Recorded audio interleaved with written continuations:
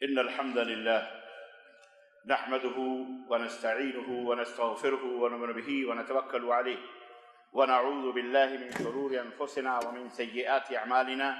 من يهده الله فلا مضل له ومن يضلل فلا هادي له، وأشهد أن لا إله إلا الله وأشهد أن محمدا عبده ورسوله. أما بعد، فإن خير الحديث كتاب الله، وخير الهدي هدي محمد صلى الله عليه وسلم، وشر الأمور محدثاتها، وكل محدثة بدعة، وكل بدعة ضلالة، وكل ضلالة في النار. قال الله تبارك وتعالى في كلامه المجيد: يا أيها الذين آمنوا اتقوا الله حق تقاته ولا تموتن إلا وأنتم مسلمون. يا أيها الناس اتقوا ربكم الذي خلقكم من نفس واحدة وخلق منها زوجها وبث منهما رجالا كثيرا ونساء، واتقوا الله الذي تساءلون به والأرحام إن الله كان عليكم رقيبا. يا أيها الذين آمنوا اتقوا الله وقولوا قولا سديدا يصلح لكم أعمالكم ويغفر لكم ذنوبكم، ومن يطع الله ورسوله فقد فاز فوزا عظيما. اللهم صل على محمد وعلى آل محمد كما صليت على إبراهيم وعلى آل إبراهيم إنك حميد مجيد. اللهم بارك على محمد وعلى آل محمد كما باركت على إبراهيم وعلى آل إبراهيم إنك حميد مجيد. تمام قسم کی حمد و ثنا، کبریائی اور بڑائی اس اللہ عز و جل کے لیے لائق و زیبا ہے جس نے ہمیں اور آپ کو پیدا فرمایا، اور بیش بہا درود و سلام اس ذات مبارکہ مطہرہ پر جن کا نام نامی اسم گرامی احمد مجتبی محمد مصطفیٰ صلی اللہ علیہ وسلم۔ برادران اسلام، نوجوان دوستوں، بزرگوں اور بھائیوں، آج بتاریخ 12 ذی الحجہ 1444 ہجری مطابق 30 جون سن 2023 عیسوی کے اس خطبہ جمعہ میں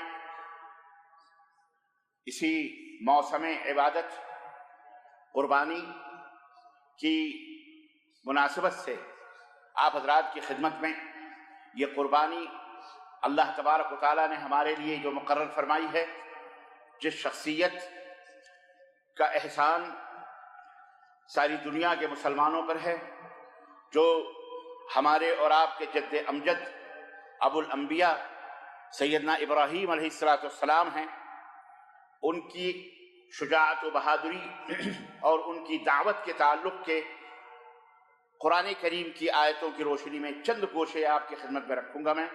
اللہ عز و جل سے دعا ہے کہ اللہ تعالی ہمیں اور آپ کو کہنے اور سننے سے زیادہ عمل کی توفیق عطا فرمائے، آمین یا رب العالمین۔ سب سے پہلے عید الاضحیٰ کی مبارکبادی آپ حضرات اور عالم اسلام کے تمام مسلمان یا جو ہماری بات کو اس وقت سن رہے ہیں یا بعد میں سنیں گے، ہم سب اپنے دل کی اتھاہ اور عمیق گہرائیوں سے عید الاضحیٰ کی مبارکبادی پیش کرتے ہیں، اور اللہ عز و جل سے دعا کرتے ہیں کہ اللہ تبارک و تعالی عالم اسلام میں، دنیا میں جہاں کہیں بھی مسلمان رہتے اور بستے ہیں، اور اللہ کے بارگاہ میں انہوں نے جو بھی قربانی پیش کی ہے، اللہ ان کی قربانیوں کو شرف قبولیت عطا فرمائے، اور اللہ عز و جل اس کے بدلے میں اس کے جانور کے خون کے قطرے قطرے اور اس کے جسم کے رونگٹے رونگٹوں کے بدلے میں اللہ تعالیٰ انہیں بے بہا بیش بہا نیکیاں اور بھلائیاں اور خیر عطا فرمائے، اور ان کے آل اولاد، ان کے مال و دولت اور ان کی سب چیزوں میں اللہ برکتیں عطا فرمائے۔ ایک تو یہ، دوسری مبارکباد عالم اسلام، مبارکباد مملکت سعودیہ عربیہ کے حکمران اور مملکت سعودیہ عربیہ کے خادم الحرمین شریفین ملک سلمان بن عبدالعزیز اور ولی عہد محمد بن سلمان حفظہم اللہ، اور ان کے جتنے بھی معاونین متعاونین وزراء عمرا ہیں، وہ ان سب کو بھی قابل مبارکباد ہیں، جن کی جد و جہد اور جن کی محنتوں سے 1444 ہجری مطابق 1444 ہجری 2023 کا یہ عظیم الشان حج کا اجتماع، جو تقریباً 18 سے مختلف روایتوں کے مطابق 18 سے 25 لاکھ کا مجمع جم غفیر، جو مکہ المکرمہ کے اندر، پھر مینا میں، پھر میدان عرفات میں، اور پھر مزدلفہ، اور پھر پلٹ کر مینا، اور پھر اب آج آخری حج کا آخری نہیں بلکہ آخری کا پہلا حصہ جو برہمی تھا، فمن تعجل فی یومین فلا اثم علیہ ومن تاخر فلا اثم علیہ، 2 دن بارہویں کو جو کنکری مار کر واپس آنا چاہے تو اس کے اوپر کوئی گناہ نہیں، اور جو تاخیر کرنا چاہے اور 13ویں تک میدان بنا کے اندر قیام کرے اس کے اوپر بھی کوئی گناہ نہیں۔ الحمدللہ نہایت ہی امن اور نہایت ہی عافیت اور سلامتی کے ساتھ پوری دنیا سے آئے ہوئے مسلمانان الحمدللہ انہوں نے حج بیت اللہ کیا۔ اللہ تبارک و تعالی انہیں سلامتی کے ساتھ اور نیکیوں کی اور خیر اور بھلائیوں کی نعمتوں کے ساتھ اللہ تعالیٰ انہیں اپنے وطن سلامتی کے ساتھ واپس لے جائے، اور اللہ عالم اسلام سے آئے ہوئے تمام حاجیوں کے حجوں کو اللہ حج مبرور بنائے، اور اللہ ان کے بدلے میں انہیں جنت الفردوس میں اعلیٰ مقام عطا فرمائے۔ یہ مملکت سعودیہ عربیہ بھی قابل مبارکباد، اور اس کے بعد تمام حجاج کرام جو تشریف لائے ان سب کا بھی، ضیوف الرحمن انہیں بھی حج کی مبارکباد دی دل کی گہرائیوں سے، اور جن لوگوں نے بھی اس میں اپنے اپنے خدمات پیش کیا ان سب کی۔ عزیزان محترم، دنیا کا یہ عظیم الشان اجتماع ہمیں دعوت دیتا ہے کہ ہمیں ایک مرکز پر، مرکز توحید جس کی تعمیر حضرت آدم سے لے کر کے اور جس کا اظہار سیدنا ابراہیم خلیل اللہ علیہ السلام کے اور سیدنا اسماعیل صاحبزادے جو تھے ان کے ہاتھوں سے ہوا، یہ مرکز توحید اللہ تبارک و تعالیٰ نے اس میں ایک عظیم الشان ہمارے لیے درس یہ ہے کہ اللہ اکبر کہ پوری دنیا کے مسلمان جہاں کہیں بھی رہتے اور بستے ہیں ان کو حکم یہ ہے کہ تم دنیا کے کسی بھی گوشے میں ہو، تمہیں اسی مرکز توحید کی طرف اپنا رخ کر کے اللہ کی بارگاہ میں عبادتوں کے نذرانے پیش کرنے ہیں، نمازیں ادا کرنی ہیں ہمیشہ، اور 5 ٹائم یہ گویا کہ ایک مؤذن جو اذان دیتا ہے، یہ 5 ٹائم گویا کہ یہ بیداری کا سور پھونکتا ہے اور تمام مسلمانوں کو جگاتا ہے اور ان کے دلوں میں ایمان کی جوت کو جگاتا ہے اور بتاتا ہے کہ تمہارا مرکز توحید جو ہے وہ مکہ مکرمہ تمہیں نماز پڑھنے کے لیے 5 ٹائم تمہیں بیدار کیا جاتا ہے کہ اٹھو اور اس کی طرف منہ کر کے اللہ کی بندگی اور عبادت اور خود سپردگی کا مظاہرہ کرو۔ یہ اللہ تبارک و تعالیٰ کا بہت بڑا فضل اور بہت بڑا احسان ہے۔ یہ ہمیں درس ملتا ہے کہ ہم زندگی کے اندر جہاں کہیں بھی رہیں، جس وطن جو بھی ہمارا ملک لوگوں نے بنایا ہے، ہر ملک ماست کہ ملک خدائے ماست، دنیا کی ہر زمین ہماری ہے، کیونکہ یہ ہمارے اللہ کی زمین ہے۔ یہ آسمان، یہ زمین، یہ سب ہمارے اللہ نے بنائے، مالک الملک وہی، اور اس کا حقدار وہی ہوتا ہے جو اپنے مالک کی عبادت اور اپنے مالک کی بندگی اور اپنے مالک کے گن گاتا ہے، اس کا ذکر کرتا ہے۔ باپ کا درس اگر بیٹے کو نہ ازبر ہو تو پسر وارث میراث پدر کیوں کر ہو۔ اگر بیٹے کو باپ کا سبق یاد نہ رہے، بیٹا اگر باپ کا فرما بردار نہ رہے، بیٹا اگر باپ کے حکم کی تعمیل نہ کرے، بیٹا اگر اپنی جان مال سب کچھ اپنی تمام سب چیزیں اپنے باپ پر قربان نہ کرے، تو پھر وہ بیٹا اپنے باپ کا وارث نہیں ہو سکتا ہے، کبھی نہیں وارث ہو سکتا ہے۔ بے عین ہی اسی طرح بلا تمثیل، بلا کسی مثال کے وہ لوگ وہی اس زمین کے مالک ہو سکتے ہیں، وہی اس زمین کے زیادہ حقدار ہو سکتے ہیں کہ جو اللہ کے فرما بردار ہیں، اللہ کے مطیع ہیں، اللہ کے حکم کی تعمیل کرتے ہیں، اللہ کے نبیوں کے راستوں پر ہیں، اور جو اللہ کے دین کے اوپر قائم و دائم ہیں، وہی اس زمین کے مالک ہو سکتے ہیں، اور انہی کو زیادہ حق ہے۔ تو اے مسلمانوں، یہ قربانی، یہ ہمیں، اور یہ دین اسلام، یہ اطاعت اور فرمانبرداری سے ہمیں یہ پتہ چلتا ہے کہ ہم ہی اللہ تبارک و تعالیٰ کی عبادت و بندگی کرتے ہیں۔ ایک مسلمان ہی اللہ کے سوا کسی کے سامنے اپنے دامن مراد کو نہیں پھیلاتا ہے، ایک مسلمان ہی اللہ کے سامنے جھکتا ہے، ایک مسلمان ہی اللہ کے لیے اپنے جان مال سب کی قربانیاں پیش کر سکتا ہے، ایک مسلمان ہی اللہ کی توحید کا کلمہ بلند کر سکتا ہے، تو وہی اس زمین کا حقدار اور وہی مالک ہوگا۔ بہت سارے لوگ ہوتے ہیں مجنوں، بہت سارے دنیا کے اندر لیلا کے اس عشق کی بات کرتے ہیں کہ لیلا ہماری ہے، لیلا ہماری ہے، لیکن لیلا کسی کی نہیں ہوتی۔ جو لیلا کے لیے اپنی جان کو قربان کر دے، جو اپنے مال کو قربان کر دے، اپنا سب کچھ اس کے لیے لٹا دے، وہی اصل مجنوں ہوتا ہے، ایک ہی ہوتا ہے۔ تو بین ہی اسی طرح بہت سارے لوگ اپنے ادھر ادھر کے معبود بنا کر کے اپنے ہاتھوں سے اس کی پرستش، بتوں کی پوجا کرتے ہیں اپنے ہاتھوں سے، اور اللہ کی بنائی ہوئی چیزوں کے سامنے اپنے ہاتھوں کو پھیلا دیتے ہیں۔ مرے گڑے مردوں کو بھی لوگ پوجتے ہیں، اب اللہ کا نام لے کر کے چلاتے ہیں، لیکن کیا وہ واقعی اللہ کے فرمانبردار ہیں، اللہ کے مطیع ہیں؟ کیا واقعی؟ ہرگز نہیں۔ یہ جھوٹے مکار اور باطل قسم کے لوگ ہیں، یہ اللہ کے فرمانبردار نہیں ہو سکتے۔ عزیزان گرامی، الغرض کہنے کا مطلب یہ ہے کہ یہی حضرت سیدنا ابراہیم علیہ السلام کی تمام دعوتوں کا خلاصہ رہا ہے۔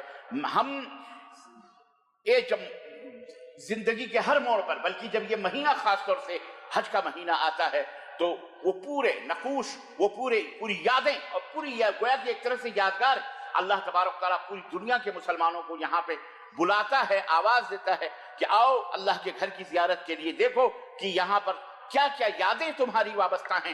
زندگی بھر جس کی طرف منہ کر کر کے تم سجدے کرتے رہے، اللہ کی کلام، اللہ کی اذان کی آوازیں سن کر کے تم مسجدوں کا رخ کرتے رہے، اللہ کی عبادت و بندگی کرتے رہے، رات کی تنہائیوں میں قبلے کی طرف رخ کر کے سجدے کرتے رہے۔ اے مسلمانوں، آؤ کم از کم زندگی میں ایک دفعہ اس گھر کی زیارت کرنے آؤ۔ یہ اسلام کا آخری رکن ہے، اسلام کا آخری رکن ہے جسے اللہ نے سال کے اخیر میں رکھا ہوا ہے۔ غور کریں آپ، سال کے اخیر میں یہی تتم بہ الصالحات، الفضل من اللہ، من فضل اللہ تتم بہ الصالحات، اللہ کے فضل و کرم ہی سے صالحات نیکیاں مکمل ہوتی ہیں۔ یہ بھی بڑے شرف کی بات ہے کہ آج سال کا آخری حصہ جا رہا ہے اور آخری عبادت کا آخری حصہ بھی ہم سے دھیرے دھیرے رخصت ہو رہا ہے۔ آج 12 ذی الحجہ ہے، ابھی آج بھی قربانی کا دن ہے، اور کل بھی 13 تاریخ کے غروب شمس تک آدمی قربانی کرے۔ یہ کل تک قربانی کا تسلسل اور اللہ کی عبادت و بندگی کا قائم و دائم ہے، یہ اللہ تبارک تعالیٰ کا فضل ہے۔ لیکن یہ رکن من ارکان الاسلام کے ارکان میں سے ایک رکن ہے جو آخری رکن ہے، حج بیت اللہ۔ 5 ارکان ہیں، کلمہ شہادت یہ وہ رکن ہے جو زندگی کے ساتھ ہمیشہ لگا ہوا ہے۔ جیسے دل کی دھڑکن ہے، دل دھڑکتا ہے، اس دھڑکن سے بھی زیادہ وابستگی اور رابطہ اس کلمہ توحید کے ساتھ ایک مسلمان کا ہوتا ہے اور ہونا چاہیے، اور اس کے تقاضوں کو پورا کرنا چاہیے، اور اس تقاضے کے ساتھ ہی وہ ایمان کامل ہو سکتا ہے۔ اس کے بعد جو 4 ارکان ہیں، نماز قائم کرنا، روزہ رکھنا، حج بیت اللہ کرنا، زکوٰۃ ادا کرنا، یہ ارکان بعد میں۔ سب سے پہلا رکن کلمہ توحید ہے جو دل کے دھڑکنوں کے ساتھ جڑا ہوا ہے، جب تک آخری سانس تک۔ من کان آخر کلامہ لا الہ الا اللہ دخل الجنہ، اللہ کے حبیب نے فرمایا جس کی زندگی کے آخری سانس پر آخری کلمہ اگر لا الہ الا اللہ محمد رسول اللہ ہے تو وہ دخل الجنہ، وہ جنت میں داخل ہوگا۔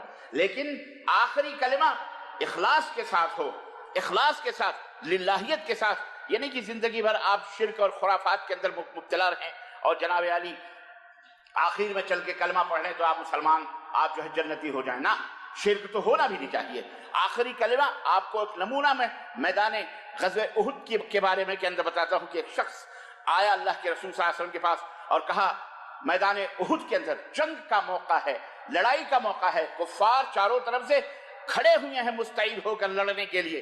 اس موقع پر ایک شخص آیا اور اس نے کہا، نوجوان، گبرو نوجوان، ہتھیاروں سے لیس، گھوڑے، اسلحے، سب کچھ اس کے پاس موجود تھے، طاقت و قوت کا مالک، اللہ کے نبی سے کہنے لگا کہ میں آپ لوگوں کے ساتھ لڑائی کرنا چاہتا ہوں۔ اللہ کے رسول صلی اللہ علیہ وسلم فرمایا، اتشہد ان لا الہ الا اللہ، لڑائی کرنا چاہتے ہو، جنگ میں شریک ہونا چاہتے ہو، ہماری مدد اور نصرت کرنا چاہتے ہو، لیکن اس سے پہلے یہ بتاؤ کہ کیا تم اس بات کی گواہی دیتے ہو، کلمہ شہادت پڑھتے ہو، لا الہ الا اللہ محمد الرسول اللہ کا اقرار کرتے ہو، ہے تمہارے دل کے اندر لا الہ الا اللہ محمد رسول اللہ کی محبت اور زبان سے اقرار کرتے ہو؟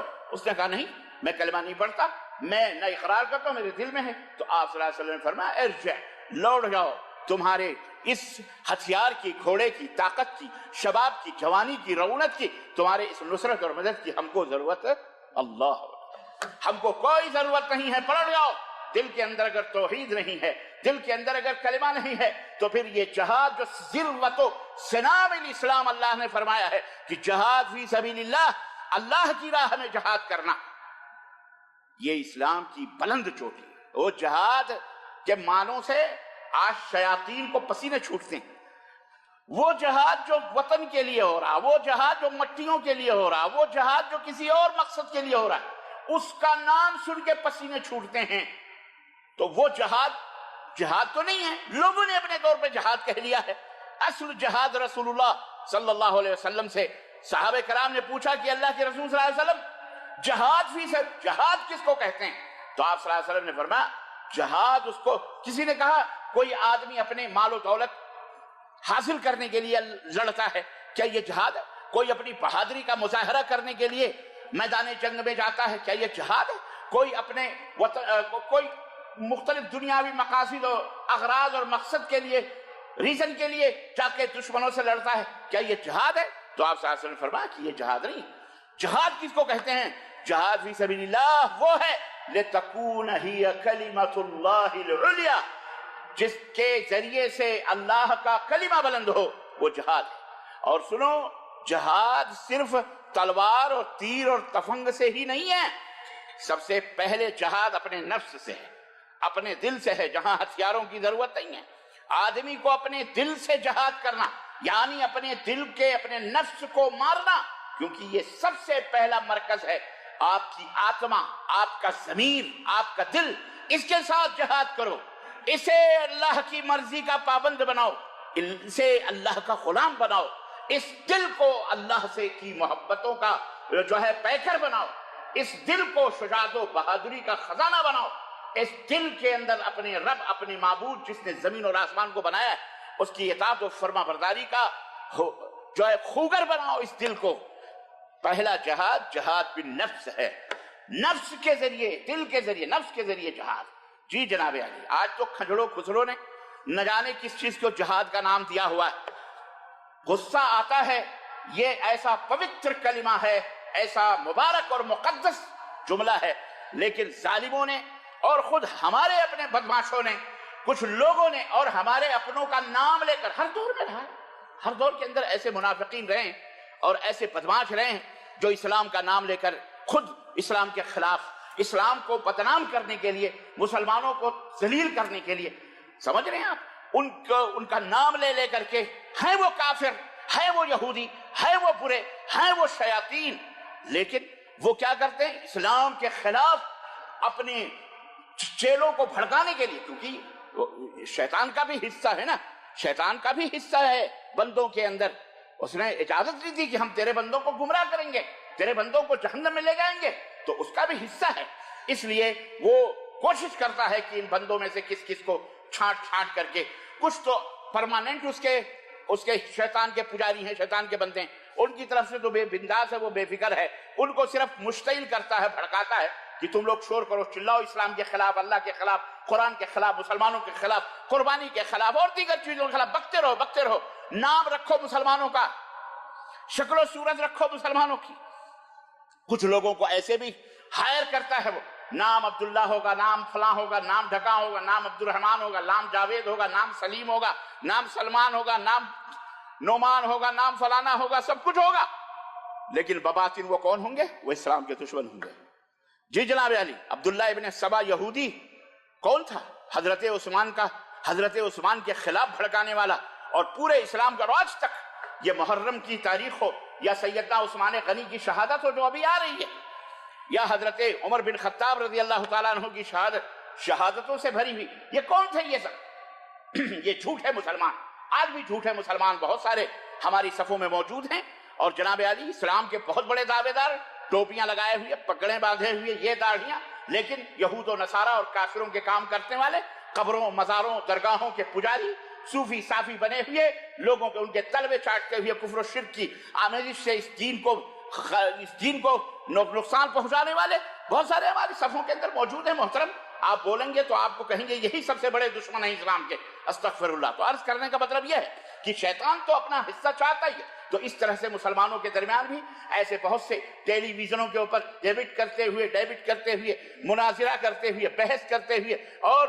اسلام کے خلاف بکواس کر، نام مسلمانوں جیسا ہے، عورتیں مسلمانوں جیسی دکھیں گی، خیر مسلمانوں جیسی کیا دکھیں گی، مسلمانوں کی خیر کوئی چاہیے، لیکن اپنا نام انہوں نے مسلمانوں کے ذریعے سے مرزا پٹھان سید خان پتہ نہیں کیا کیا رکھا ہوگا، اور اس طرح سے شعور دیں گے کہ یہ مسلمان ہے، حالانکہ اسلام سے ان کا کوئی واسطہ، بولو، یہ بھی ہم کو سمجھنا ہے، یہ بھی ہم سب کو جاننا ہے۔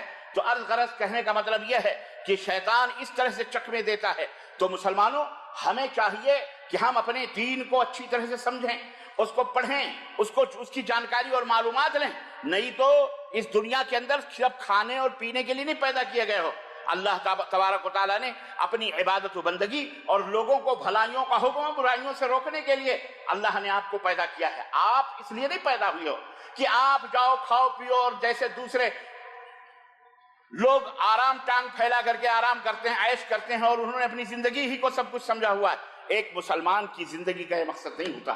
تو الغرض کہنے کا مطلب یہ ہے کہ ہمیں اپنے آپ کو سمجھنا چاہیے۔ سیدنا تو بات آئی تھی توحید کے اوپر کہ نبی کریم صلی اللہ علیہ وسلم نے اس جہاد فی سبیل اللہ لتکون ہی کلمۃ اللہ العلیٰ، تاکہ اللہ کا کلمہ بلند ہو، اس راستے میں آدمی جہاد کرے۔ سب سے پہلے اپنے نفس سے کرے، پھر اپنے نفس کو صحیح کرے، درست کرے۔ یہی دعوت دی تھی۔ تلوار پہلے نہیں ہے، تیر و تفنگ نہیں ہے، بم اور بارود نہیں ہے۔ جہاد اس کو نہیں کہتے کہ بے گناہ غیر مسلموں کے اوپر بم پھینک دیا جائے، میزائل پھینک دیا جائے، راکٹ پھینک دیا جائے جناب علی اور ان کے بال بچوں کو قتل کیا۔ یہ جہاد نہیں، یہ فساد فی الوطن ہے، یہ فساد فی الارض ہے، یہ روئے زمین کے اوپر فساد پھیلانا ہے، اسے جہاد نہیں کہتے جناب علی۔ ظالم شیطانوں نے کسی کی لڑکی کوئی بھگا کے لے کے گیا، کوئی شیطان کسی کی بیٹی کے ساتھ کسی شیطان نے بدکاری سے ناکاری کر لی، اس کو نام ہمارے ہاں شیطانوں نے دیا لب جہاد۔ کیا؟ لب جہاد۔ کسی نے کسی کی زمین ایٹھ لی، لینڈ جہاد۔ خبیثو اصل میں یہ جانتے ہیں کہ جہاد بڑا مبارک لفظ ہے، لیکن اس کو جوڑا جائے ایسی گندگی کے ساتھ جس سے کہ اس کلمے کی پوترتا کو، اس کی پاکیزگی کو لوگوں کی نظروں میں، اور لوگ نہیں مسلمان نہ صحیح تو غیر مسلموں کی نظروں میں ہی اس کو بدنام کر دیا جائے۔ اس کو بدنام کر دیا کیوں؟ میں نے کہا نا کہ جب یہ جھوٹے جہادی جن کا نام سن کر کے ان کے پجامے گیلے ہو جاتے ہیں، سچے مجاہدین تو آئے نہیں۔ نہ سچا مجاہد اس وقت کون ہے؟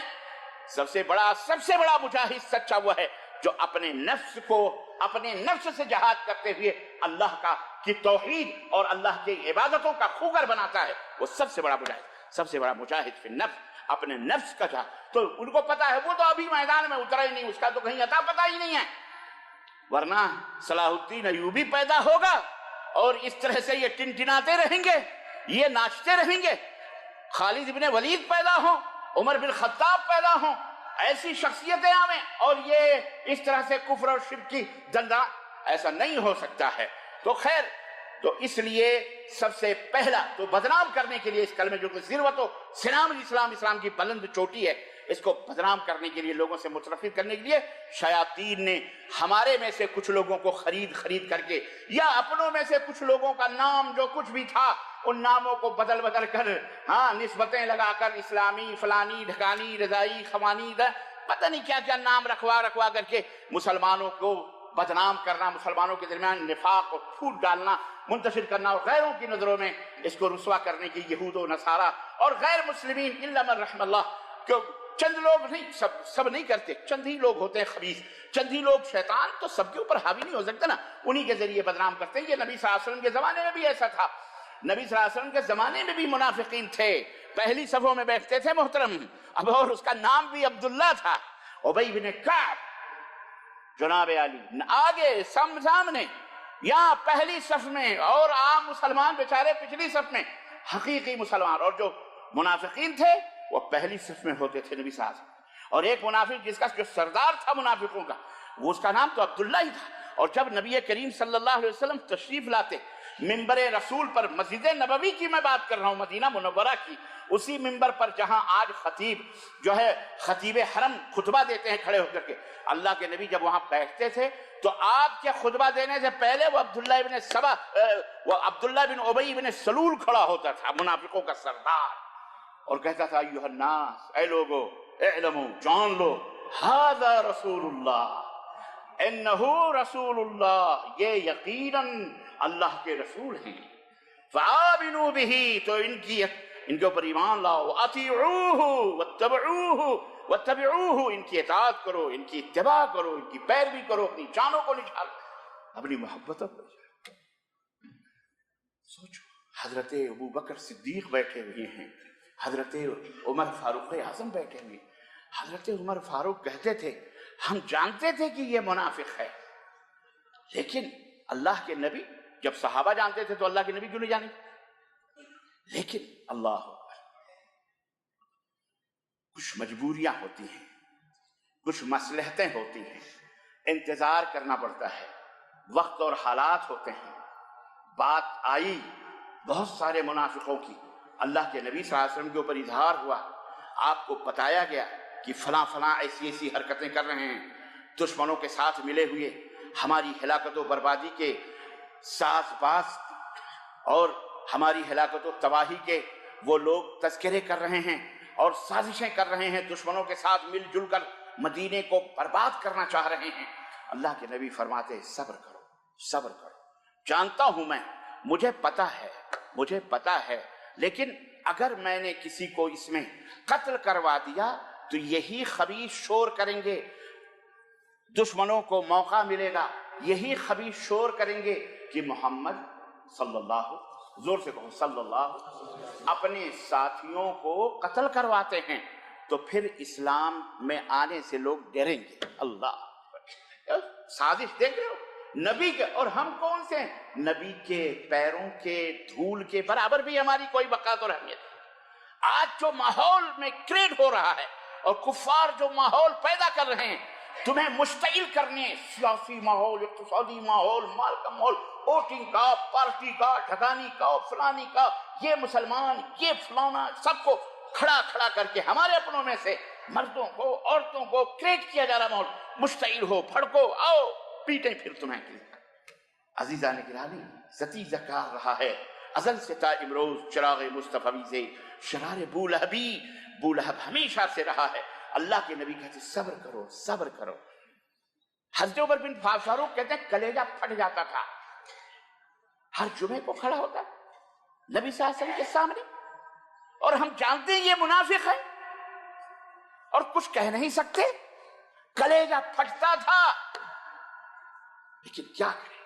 اللہ کے نبی کچھ نہیں بولتے، چپ رہے۔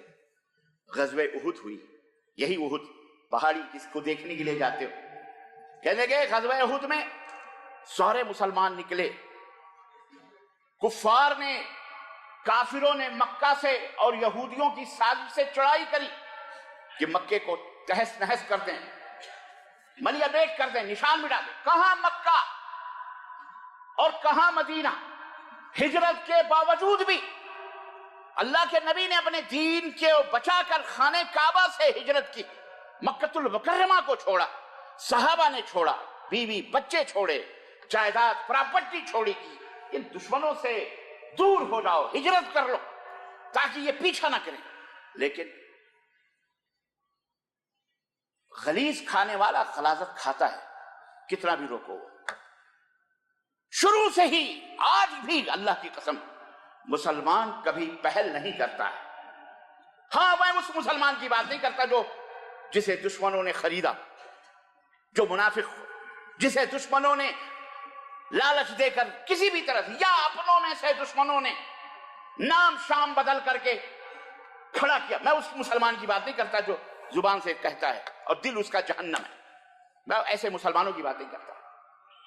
وہ تو ہوتے ہی ہیں، خود مسلمانوں کو دھوکہ دے کر کے انہوں نے کھڑا کیا، پہلے بھی ہوتا تھا اور آج بھی ایسا ہو رہا۔ جب اس زمانے میں تھا تو آج تو بدل گیا، اللہ، ہزاروں بکے ہوئے مسلمان ٹیلی ویژنوں کے اوپر بیٹھے ہوئے جناب علی اسلام اور قرآن اور شکوک و شبہات پیدا کر رہے۔ تو اللہ کے رسول صلی اللہ علیہ وسلم غزوہ احد کے اندر حضرت عمر بن خطاب رضی اللہ تعالیٰ عنہ فرماتے جب مسلمان نکلے اپنے دفاع کے لیے، مدینے کو بچانے کے لیے، اللہ کے حبیب صلی اللہ علیہ وسلم، اور میدان احد میں جب پہنچے تو 350، کتنے؟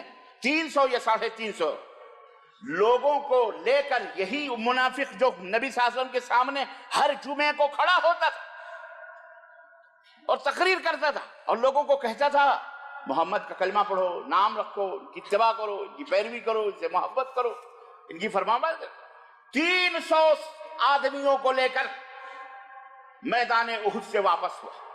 صحابہ نے کہا کہاں نبی صلی اللہ علیہ وسلم کہاں جا رہے؟ کہنے لگے ہم نہیں جائیں گے تمہارے ساتھ میدان میں لڑنے کے لیے، ہمارے مدینے کے اوپر حملہ ہوگا تو ہم یہاں دفاع کریں گے، ہم میدان میں کھل کر کے جا کر کے ہم مدینے اپنے گھر والوں کو اکیلے چھوڑ کر کے پیچھے سے آ کر کے دشمن ہمارے بال بچوں کو اٹھا کے لے جائے تو ہم کیا کریں گے؟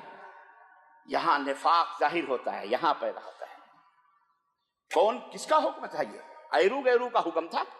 حضرت محمد الرسول اللہ صلی اللہ علیہ وسلم قائد امہ، سب کے امام الانبیاء، امام الرسل، خاتم النبیین، ان کا حکم تھا۔ لیکن منافق جو ہوتا ہے نا، وہ کہتا تو ہے اپنی زبان سے کچھ، لیکن عمل کرنے کی بات آئی نہیں، وہ نہیں ہوتا، وہ نہیں ہوتا۔ ہم نے باپ دادے، ہمارے جو باپ دادے جو کر رہے تھے وہی ہمارا دین، وہاں نہیں، وہیں پتہ چلتا ہے۔ حضرت عمر بن خطاب کہتے ہیں سوچو آپ، ہزاروں کفار آئے ہیں مارنے، اور اپنے پاس بچے کھچے کچھ مسلمان ہیں 1500، ان میں سے بھی 300 واپس آ جائیں تو باقی جو ہیں ان کی ہمت کا کیا عالم ہوگا؟ غور کیجیے آپ۔ پست نہیں ہو جائیں گے؟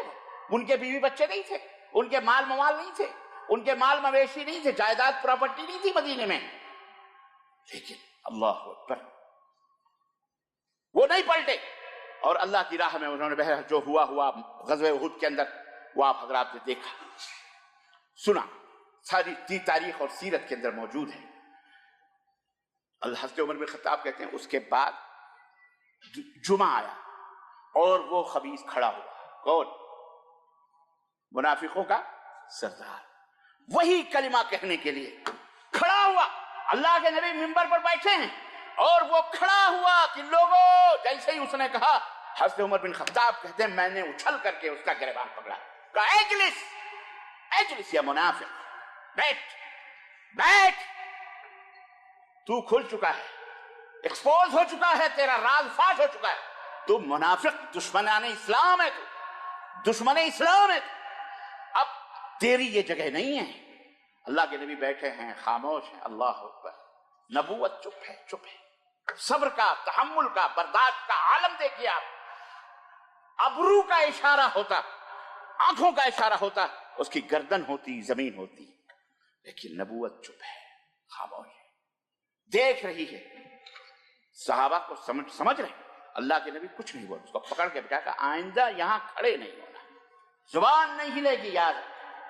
عزیزان گرامی، فاش آدمی راز فاش ہوتا ہے، آج بھی راز فاش ہو رہے ہیں۔ اللہ اپنے بندوں کو بچاتا ہے، ان اللہ واللہ یدافع عن الذین آمنوا، اللہ فرماتا ہے کہ میں اپنے مومن بندوں کا دفاع کرتا ہوں۔ اللہ کی قسم، اگر اللہ لولا دفع اللہ الناس بعضهم بعضا، اگر اللہ بعض کو بعض کے ذریعے سے مدافعات نہ کرے نا تو یہ زمین فساد سے بھر جائے گی۔ بعض کو بعض کے ذریعے اللہ دفاع کرتا ہے، بچاتا ہے، سنبھالتا ہے، لے کے چلتا ہے، ادھر سے ادھر سے اللہ دفاع کرتا، اور مومنوں کا دفاع، اللہ اکبر، حق علی اللہ، اللہ کا حق ہے۔ نصر المومنین، مومنوں کی مدد کرنا، یہ اللہ کا کیا ہے؟ حق ہے۔ واللہ یعصمک من الناس، اللہ نے فرمایا اپنے نبی کے بارے میں، اللہ نبی غم نہ کرو، آپ کو تو لوگوں سے ہم بچائیں گے، اللہ بچانے والا ہے کہ نہیں؟ تو جو اللہ کے نبی کے سچے فرما بردار ہیں ان کو بھی اللہ آج بھی اور قیامت تک بچائے گا انشاءاللہ تبارک تعالیٰ۔ پاور نہیں ہے، طاقت نہیں ہے، قوت نہیں ہے، سب کو پتا ہے، اس وائر کے اندر بجلی نہ ہو تو ایک بچہ بھی اس کے ساتھ کھیل سکتا ہے۔ آج مسلمانوں کے ایمان میں پاور نہیں ہے، طاقت نہیں ہے، جس دن یہ پاور اور یہ طاقت بھرپور ہو جائے گی، ابھی ظاہری طور کا عالم یہ ہے کہ شیطان بلبلا رہا ہے، چیخ رہا ہے، چلا رہا ہے، آخری یہ حال ہے، اور جس دن اللہ تبارک و تعالیٰ کے فضل و کرم سے یہ صحیح مومن بندے بن جائیں گے، اس دن اللہ اکبر کیا حال ہوگا۔ یہ دیکھو نمونے اللہ یہی دکھا رہا ہے، ذرا سا ہلا ہے، پاور ختم، آواز دے رہا ہوں، آواز آپ تک نہیں پہنچ رہی، بلی راستہ کاٹ گئی، حاجی صاحب منہ لٹکائے ہوئے آ رہے ہیں، حجن کہہ رہی جا رہے تھے بازار، کیوں آگے؟ کہنے کہ بلی راستہ کاٹ گئی ہے، بلیوں سے ڈرتا ہے، تو پھر پاور موجود، بولو دشت تو دشت ہے دریا بھی نہ چھوڑے ہم نے، بحر ظلمات میں دوڑا دیے گھوڑے ہم نے۔ جب ایمان کا پاور تھا تو جناب علی جنگل تو جنگل ہے، ہاں جناب، छाठे मारते हुए समंदरों में भी हमने घोड़े डाल दिए और उस पार हो गए हमारे घोड़े और हमारे फौजी, हमें कुछ भी नहीं हुआ अल्हम्दुलिल्लाह। पावर होता है तो ये होता है, नहीं पावर, ये अल्लाह दिखा दिया यहीं पर। देखो वायर के अंदर पावर खत्म तो आवाज भी खत्म। पावर तौहीद का होना चाहिए। अजीजान गिरामी, तो अर्ज करने का मतलब यह है कि उसके बाद मुनाफिकीन इस तरह से, अल्लाह के रसूल सल्लल्लाहु अलैहि वसल्लम ने उस नौजवान को, याद करो मैंने शुरू में वो बात बताई थी, वहां से मैंने इब्तिदा किया था। नौजवान ने कहा कि मैं आपके साथ जहाद करना चाहता हूं। काला अशहदु अल्ला इलाहा इल्लल्लाह, क्या तुम अशहदु अल्ला इलाहा इल्लल्लाह कहते हो? ला मैं नहीं पढ़ता। आज की तरह वो मुनाफिक, आज भी कुफ्फार ऐसे नहीं थे झूठ बोल बोल करके, हैं निकाब पहन पहन करके अपनी बहन बेटियों को भीख मंगवाते हैं।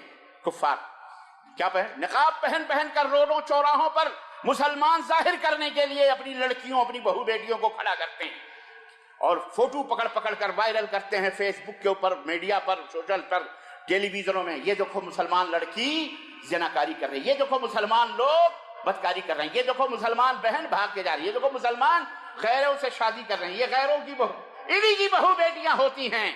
मुसलमानों के हवाले करके फोटो पकड़ पकड़ करके मीडिया के ऊपर चिल्लाते हैं। परसों में एक वीडियो मेरे पास आई पाकिस्तान की, वो एक बुढ़ा बैठा हुआ और एक तिलक लगाए हुई औरत बैठी हुई, इंटरव्यू हो रहा है। वो कह रहा है कि हम यहाँ बड़े परेशान हैं, पाकिस्तान में बड़े दुखी हैं, हम फलानी, हम जाना चाहते हैं, हमारा बेटा इंडिया आना चाहता है तो फलाना करना पड़ोसी मुल्क में, लेकिन हम बड़े परेशान हैं, हमें यहाँ सताया जा रहा है, हमारी इतने हजार लड़कियों को जबरदस्ती कलमा पढ़ाया गया। ये कौन सा इस्लाम है भैया, जबरदस्ती कलमा पढ़वाना है? लालच देकर के हमने कहा इस खबीस को कम अज कम मीडिया में है तो खुद ही पता चल जाएगा कौन कौन है, कहां कहां। इस तरह से खबीस होते हैं शयातीन, जो इस्लाम और मुसलमानों को बदनाम करने के लिए अमेरिका में बैठ करके, चाइना में बैठ करके, कनाडा में बैठ करके, बरतानिया में बैठ करके, वो जो परसों कुर्बानी हो रही है, स्वीडन में कुरान जलाया जा रहा है मस्जिद के सामने। क्या कुरान को जला के तुमको क्या मिलेगा? एक कुरान नहीं, अरे लाखों कुरान जला दो। अल्हम्दुलिल्लाह ये कुरान अब कागजों कलम का मोहताज नहीं है, ये कुरान अब इन तफ्तियों का मोहताज नहीं है। अरे कुरान तो मोमिन के सीने में महफूज होता है, मोमिन के सीने में कुरान। खैर, इस तरह से बदनाम करते हैं लड़कियां और लड़कों को। फिलहाल कुछ एक महीना पहले की बात, बाबरी मस्जिद जहां टूटी थी, जिनको जबरदस्ती गसब किया गया, बाबरी मस्जिद जो टूटी, परसों एक महीने की बात, वहां पर मोटरसाइकिलों के जरिए टोपी पहनकर, जनाब दाढ़ियां उड़ियां रखकर, रात को 5-6 छोकरे कुरान फाड़ फाड़ करके इधर उधर मस्जिदों के अंदर, और पता नहीं किसका कुत्ते का या खिंजीर का या किसका गोश्त डाल रहे थे मस्जिदों के अंदर। पुलिस ने बहरहाल पकड़ा, सीसी कैमरों के जरिए उनको अरेस्ट किया। कोई 8-10 आदमी थे, कोई तिवारी था, कोई मिश्रा था, कोई फला था, कोई ब्राह्मण थे, ठाकुर थे। समझ रहे ये क्या कर रहे थे? इस तरह से मुश्तिल करना इनका मकसद है। लेकिन मुसलमानों, तुम्हें सब्र, तहम्मुल, ज़ब्त से काम लेते हुए कुछ नहीं होगा। अल्लाह इन्हीं के जरिए तुम्हारा दिफा करेगा इंशाअल्लाह ताला। इन्हीं के अंदर इस्लाम के मुदाफिईन पैदा होंगे। अल्लाह के बंदे हैं, ये भी अल्लाह के बंदे हैं। जो कलमा नहीं पढ़ता वो भी अल्लाह का बंदा है, जो कलमा नहीं पढ़ता, जो कलमा पढ़ता है वो भी अल्लाह का बंदा है, जो नहीं पढ़ता वो भी, यहूदी भी अल्लाह का बंदा है, नसरानी भी अल्लाह का बंदा है, जनाब अली, गैर मुस्लिम कुफ्फार जो भी, ये सब अल्लाह के बंदे हैं, ये सब अल्लाह के बंदे हैं। कोई दिल से अल्लाह का बंदा है, कोई जबरन अल्लाह का बंदा है। दिल से हम सब जो कलमा पढ़ते हैं अल्लाह की इबादत बंदी करते हैं, और कोई जबरन मतलब यानी उसका बस नहीं चलता है, वरना वो क्या से क्या कर दे। ये आंख है, ये कान है, ये सब अल्लाह के फरमाबरदार हैं, ये सब अल्लाह के फजल से सुनते हैं, देखते हैं, सूंघते हैं। जुबान अल्लाह के फजल से बोलती है, इसके ऊपर उसका कंट्रोल नहीं है, जबान पर कंट्रोल नहीं। ये खुद इस बात की दलील है। अफला फी अनफुसिकुम अफला तुबसिरून, अपनी जात में गौर करो, तुम्हें अल्लाह तबारक व तआला की पहचान हो जाएगी। इस कान पर तुम्हारा कंट्रोल नहीं है, धीरे धीरे खुद बहरा हो जाता है। आंखों की रोशनियां खुद ब खुद खत्म हो जाती हैं, तुम्हारा इसके ऊपर कोई कंट्रोल। यही है इस्लाम, ये अल्लाह के फरमाबरदार है। इस जमीन पर तुम्हारा कोई कंट्रोल नहीं। तो अजीजान गिरामी, इस तरह से लोग हैं मुसल, वो भी अल्लाह उन्हीं के जरिए उन्हीं को खत्म करवाएगा इंशाअल्लाह तबारक व तआला। बोलो इंशाअल्लाह। جی اور دیکھ رہے ہو اپنے سامنے، مجھے وضاحت کرنے کی ضرورت نہیں ہے۔ اسلام کو بدنام کرنے کے لیے فلمیں، پتہ نہیں اسٹوریاں، کہانیاں، یہ فائل وہ فائل، زمانے کی فائل، دنیا کی فائل، نہ جانے کتنی فائل، تھوک جہاد، لینڈ جہاد، فلانا جہاد، ٹھکانا جہاد، نہ جانے کیا کیا جہاد، بہت کچھ سازشیں کر رہے ہیں، امریکہ ہو کہ یورپ ہو کہ چائنا ہو کہ جاپان ہو، لیکن اللہ تبارک و تعالیٰ کے سامنے کوئی بس، یہ دماغ اللہ کے ہاتھ میں ہے، جیسے چاہے گا ویسا گھمائے گا۔ تم صحیح ہو جاؤ، تم اللہ کے نیک اور فرمانبردار بندے بن جاؤ، موحد بن جاؤ۔ سیرت ابراہیم یہ قربانی ہمیں یہی درس دیتا ہے کہ ایک بندے نے اللہ کا گھر بنایا تھا، ایک بندے نے اللہ کے لیے اپنے بیٹے کو قربان کیا تھا، تو قیامت کی صبح تک وہ قربانی کو ہمارے لیے مقرر کر دیا گیا ہے۔ یہ کس کی برکت تھی؟ توحید کی برکت تھی۔ توحید اگر دل میں نہ ہو تو وہی حشر میدان غزوہ احد کے اندر اللہ کے نبی نے جس نوجوان سے کہا تھا کہ کیا تو توحید کا کلمہ بلند پڑھتا ہے؟ اس نے کہا نہیں، تو آپ نے فرمایا لوٹ جا، مجھے تیرے ہتھیار کی، تیرے جوانی کی، تیرے گھوڑے کی، تیرے پاور کی، تیرے طاقت و قوت کی ضرورت نہیں ہے، کیونکہ کفر کی حالت میں تم نماز پڑھو کہ روزہ رکھو کہ جہاد کچھ بھی کرو، کوئی فائدہ، یا زبردستی کوئی مسلمان بنے، یا پیسہ دے کر کے کوئی اسلام کو قبول کرے، لالچ دے کر، لڑکی کی لالچ میں، اس کی محبت میں، فلانے کی محبت میں وہ مسلمان بنے، ایسا آدمی مسلمان ہو سکتا؟ یہ ایک دفعہ نہیں، ہزاروں دفعہ ہم کافروں کو چلا چلا کے بتاتے ہیں، ان کی سمجھ میں آتا بھی ہے، ان کو اچھی طرح سے سمجھتے ہیں کہ زبردستی کوئی کلمہ پڑھے، محبت میں، کوئی لڑکی کی محبت میں، پراپرٹی کی محبت میں، حکومت کی محبت میں، کرسی کی محبت میں، ممبرشپ کی محبت میں، پارلیمنٹ کی محبت میں، کسی کی بھی محبت میں اللہ کے سوا اگر وہ کلمہ پڑھتا ہے، نماز پڑھتا ہے، ٹوپی لگاتا ہے، پھر بھی وہ مسلمان ہو سکتا؟ قرآن نے اعلان کیا ہے، قرآن نے کہا ہے لا اکراہ فی الدین قد تبین الرشد من الغی، دین کے اندر کوئی زور زبردستی نہیں، سب کو پتا ہے، اس کے باوجود بھی اس نے لڑکی کو پھنسایا، ہماری بہن کو پھنسایا، وہ اس کی بیٹی کو پھنسایا، وہ کلمہ پڑھایا، وہ فلانا کرا، وہ ٹھکانا کرا، یہ کرا، وہ کرا، فلانا کرا۔ آپ کچھ بھی کر لو، انشاءاللہ اسلام کی فطرت میں قدرت نے لچک دی ہے، اسلام کی فطرت میں اتنا ہی یہ ابھرے گا جتنا کہ دباؤ دباؤ دباؤ، انشاءاللہ ایک نہیں، دو نہیں، ایک دو کا خون جائے گا لیکن ہزاروں اس کے بدلے میں پیدا ہوں گے انشاءاللہ تبارک ہیں۔ بچے بند کرو، قانون بنائے آ رہے ہیں، الیکشن لڑنا ہے تو دو ہی بچے چاہیے، دو سے زیادہ، ابے تیرا الیکشن جوتے کی نوک پر، تیری کرسی جوتے کی نوک پر، کر لے تو حکمرانی جتنی کرنی ہو، چلے گا تو میرے اللہ کا، سکہ کس کا چلے گا؟ عرش والے کا، زمین والے کا سکہ چل سکتا، نہ کوئی خواجہ، نہ کوئی غوث، نہ کوئی قطب، نہ کوئی ابدالی، نہ ابدال، جو ہمارے ملکوں میں یہ کلمہ پڑھنے والے جھوٹے مسلمان چلا یہاں خواجہ کا سکہ چلتا ہے، یہاں خواجہ کا سکہ چلتا ہے، یہاں کسی کی سکہ سکی یہاں نہیں چلتی، چلتا ہے کس کا؟ عرش والے رحمان، زمین و آسمان کے مالک و مولا اللہ تبارک تعالیٰ کا سکہ چلتا ہے۔ بات سمجھ میں آئی کہ نہیں آئی؟ اللہ کے نبی نے اس نوجوان کو واپس کر دیا، جاؤ۔ اس نے کہا اگر میں کلمہ پڑھ لوں، کہا کلمہ پڑھ لو، ویلکم، ویلکم ٹو جہاد، ویلکم ٹو مکہ۔ بہت سارے لوگ کہتے ہیں کہ جناب فلانی جگہ ہمیں مکہ کیوں نہیں آنے دیا جاتا ہے؟ ارے مکہ مدینہ ہمارے انڈر میں ہے کیا؟ سعودی عرب کے انڈر میں ہے، تم جاؤ سعودی عرب سے کہو کہ ہم مکہ مدینہ نہ چاہتے ہیں، تم کو جواب مل جائے گا۔